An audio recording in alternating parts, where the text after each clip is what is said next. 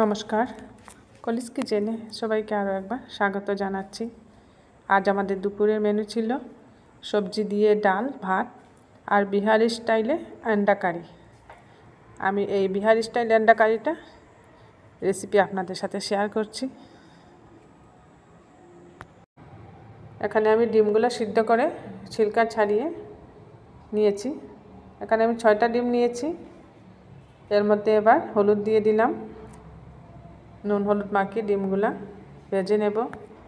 আর এই রেসিপি বানাতে লাগছে এখানে কুচিয়ে রাখা পেঁয়াজ, এখানে 2টা পেঁয়াজ কুচিয়ে নিয়েছি, একটা বড় সাইজের টমেটো নিয়েছি কুচি করে, অল্প রসুন আমি গ্রেট করে নিয়েছি, 2-3টে ছোট পেঁয়াজ গ্রেট করে নিয়েছি, ধনেপাতা নিয়েছি, আদা গ্রেট করে নিয়েছি 1 ইঞ্চির মতো আদা, 4-5টা কাঁচা লঙ্কা নিয়েছি। আর যে মেন জিনিসটা বিহারি আন্ডা কারি বা বিহারি চিকেন কারিতে লাগে সেটা হচ্ছে রসুন। এখানে আস্ত রসুন দিতে হয়। এই রেসিপির মেন ইনগ্রিডিয়েন্টস হচ্ছে আস্ত রসুন। এটা খুবই টেস্ট হয় খেতে। ডিমের মধ্যে আমি আগেই নুন হলুদ মাখিয়ে রেখেছিলাম। এর মধ্যে সামান্য কাশ্মীরি লাল লঙ্কা দিয়েও মিক্সড করে রেখেছি। এই রেসিপিটা কুকারে বানাচ্ছি। গ্যাসে কুকার বসিয়ে এর মধ্যে আমি সরষের তেল দিয়ে দিলাম। 3 থেকে 4 চামচের মতো সরষের তেল দিয়েছি এখানে। এই রেসিপি সরষের তেলেই বানালে বেশি টেস্ট হয়। আপনারা রিফাইন তেলও বানাতে পারেন, কিন্তু সরষের তেলে যে কোনো বিহারি রেসিপি খুবই টেস্ট হয়। তেল গরম হয়ে গেছে। এবার এক এক করে ডিমগুলা এই কুকারের মধ্যেই আমি ভেজে নিচ্ছি। সব ডিমগুলা কুকারে দিয়ে দিলাম।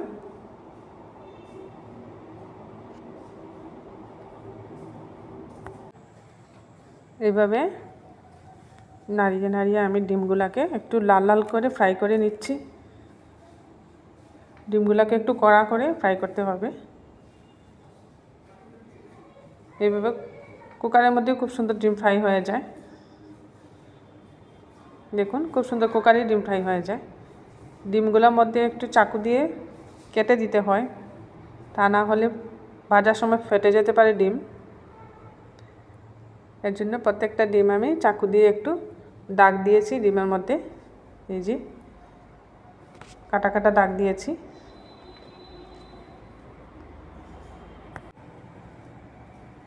ডিমগুলো খুব সুন্দর ফ্রাই হয়ে গেছে। উপরে একটা ক্রিস্পি লেয়ার চলে এসেছে ডিমের উপরে। এরকম কড়া করে ডিম ফ্রাই করতে হয় এই বিহারি আন্ডা কারির মধ্যে। কুকারটার মধ্যে মধ্যে নাড়িয়ে নাড়িয়ে ডিমগুলা ফ্রাই করে নিলাম।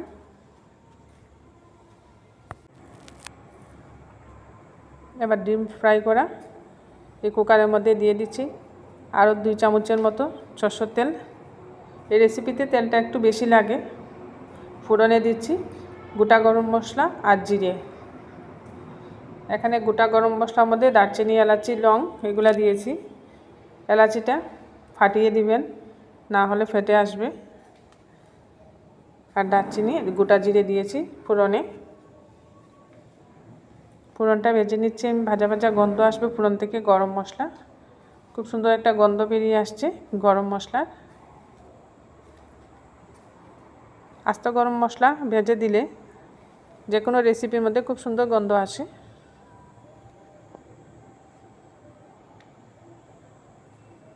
এবার এর মধ্যে দিয়ে দিয়েছি আমি রসুন, যে গ্রেট করে রসুনটা রেখেছিলাম এই রসুনটা দিয়েছি। রসুনটা একটু ভেজে নিয়ে পেঁয়াজ দিয়ে দিলাম।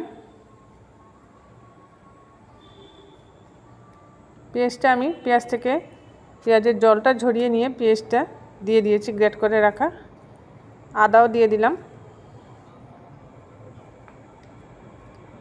পেঁয়াজের যে জলটা আমি আলাদা করে রেখেছি সেটা পরে ব্যবহার করছি। এবার আমি পরিমাণ মতো লবণ দিয়ে দিচ্ছি। লবণ দিলে পেঁয়াজটা খুব সুন্দরভাবে মজে যাবে কষাতেও। এইভাবে কষাতে কষাতে পেঁয়াজটা মজে যাবে লবণ দেওয়ার দরুন।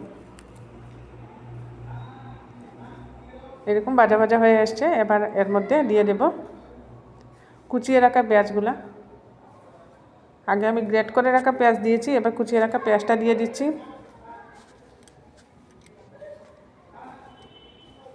এইভাবে কুচিয়ে রাখা পেঁয়াজ দিয়েও একটু সময় আমি ফ্রাই করে নিচ্ছি।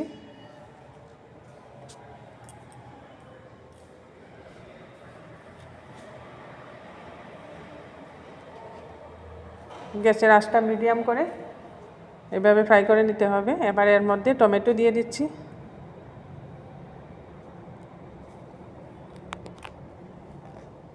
এখানে একটা টমেটো আমি ব্যবহার করেছি।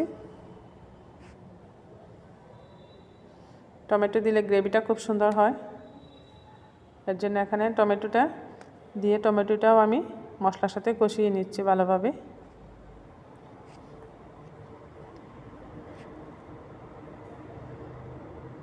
টমেটোটা মশলার সাথে মিক্সড করে নিয়েছি পেঁয়াজের সাথে, আদা রসুন। এবার গুঁড়া মশলাগুলো দিয়ে দিচ্ছি আমি। এখানে হাফ টিস্পুনের মতো হলুদের গুঁড়া দিলাম, জিরে গুঁড়া দিলাম 1 টিস্পুন, ধনে গুঁড়া 1 টিস্পুন থেকে একটু বেশি দিয়েছি, লঙ্কার গুঁড়া হাফ টিস্পুন দিয়েছি,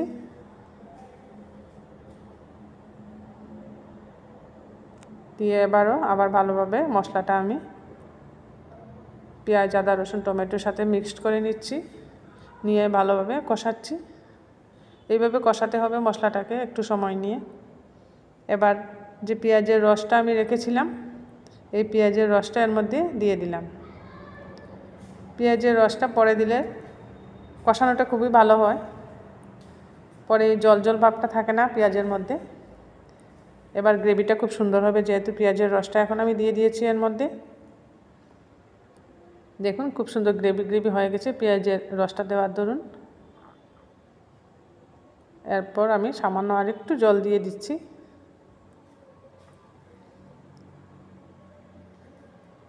সামান্য আরেকটু জল দিয়ে দিলাম।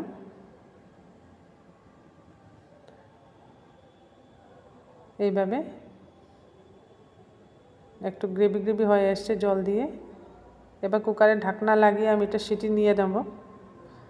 সিটি দেওয়ার দরুন মশলাটা খুব সুন্দর পেস্ট হয়ে যাবে, যেরকম আমরা মিক্সিতে মশলাটা পেস্ট করি সেই রকমই হয়ে যায়। কালারের জন্য এখানে দিয়ে দিয়েছি 1 চামচ কাশ্মীরি লাল লঙ্কার গুঁড়া। বিহারি রেসিপিগুলো একটু রিচ হয়, এর জন্য মশলাও এখানে বেশি দিতে হয়, আর কালারটাও খুব সুন্দর হয়। এবার আমি সিটি লাগিয়ে এই মশলাটাকে সিটি দিয়ে নিচ্ছি কুকারের ঢাকনা লাগিয়ে। 2 সিটি দেওয়ার পর আমি নামিয়ে নেব। রসুনটা দিতে ভুলে গিয়েছিলাম, আস্ত রসুনটা দিয়ে দিলাম। 2 সিটি দিয়ে দিয়েছি কুকার। 2 সিটির পর আমি ঢাকনাটা খুলে নিচ্ছি।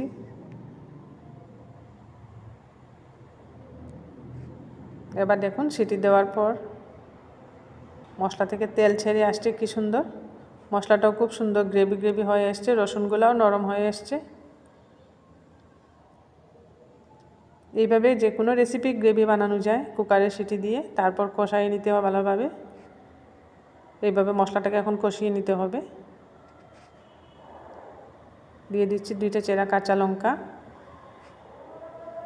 চেরা কাঁচা লঙ্কা দিয়েও এখন গ্রেভিটাকে আমি আর একটু ভালোভাবে কষিয়ে নিচ্ছি। দেখুন খুব সুন্দর কালার এসছে গ্রেভির। ভালোভাবে কষানোর পর আমি ডিমগুলা দিয়ে দিচ্ছি এক এক করে। এইভাবে সব ডিমগুলা দিয়ে মশলার সাথে মিক্সড করে নেব। সবগুলা ডিম দিয়ে দিলাম। এবার আমি গ্রেভির সাথে মিক্সড করে নিচ্ছি। আমার এই রেসিপিটা ভালো লাগলে আপনারা বানিয়ে খাবেন, প্রচুর শেয়ার করবেন, কমেন্ট করবেন অবশ্যই। আর আমার চ্যানেলটা সাবস্ক্রাইব করার অনুরোধ রইল, আর বেল আইকনটা টিপবেন, এতে করে যখনই আমি নতুন রেসিপি আপলোড করি সাথে সাথে নোটিফিকেশনটা পেয়ে যাবেন। দেখুন গ্রেভি খুব সুন্দর হয়ে এসছে, ডিমের সাথে মশলাটাও খুব সুন্দর লেগে গেছে। এইভাবে শুকনো শুকনো করেও এই আন্ডা কারিটা বানানো যায়। আমি আর একটু গ্রেভি করব, এর জন্য এখানে দিয়ে দেব সামান্য জল। এই যে কষিয়ে নিয়েছি ভালো করে। এখন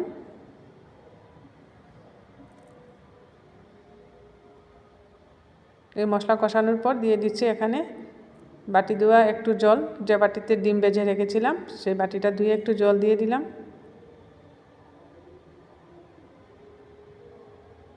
আর একটু দিয়ে দিচ্ছি জল, যেহেতু আর একটু সময় আমি এটা রান্না করব। আর একটু জল দিয়ে দিলাম। এবার ঢাকনা দেব না, কুকারের ঢাকনা না লাগিয়ে এইভাবেই একটু সময় এটাকে হতে দেব।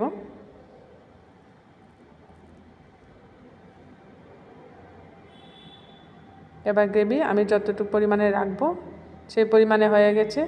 নামানোর আগে উপর থেকে গরম মশলা দিয়ে দিলাম। গরম মশলা দিয়েও আবার মিক্সড করে নিচ্ছি ভালোভাবে।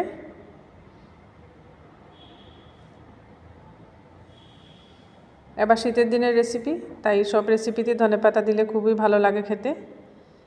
এর মধ্যেও আমি ধনেপাতা কুচি দিচ্ছি। ধনেপাতা কেটে দিলাম, দিয়ে ধনেপাতাটাও এই রেসিপি ডিমের সাথে ভালো করে মিক্সড করে নিচ্ছি।